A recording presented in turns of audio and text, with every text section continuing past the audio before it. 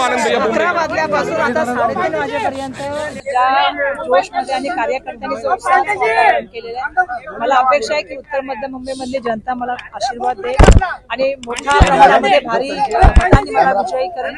येणारे 20 दिवस मी लोकांचा संपर्क साधण्याचा प्रयत्न करणार आहे आणि माझा जो भर आहे हा लोकांशी संपर्क साधणं, त्यांच्या स्थानिक मुद्द्यावरती बोलणं आणि जसं आपल्याला सुरुवातीपासून मी सांगते की मी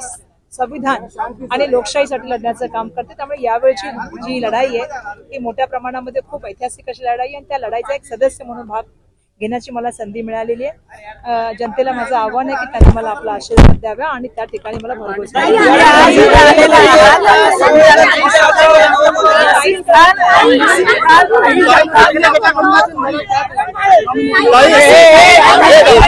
आपल्या सगळ्यांचे धन्यवाद व्यक्त करते की आपण मला भारी संख्येने आला आणि लोकशाहीच्या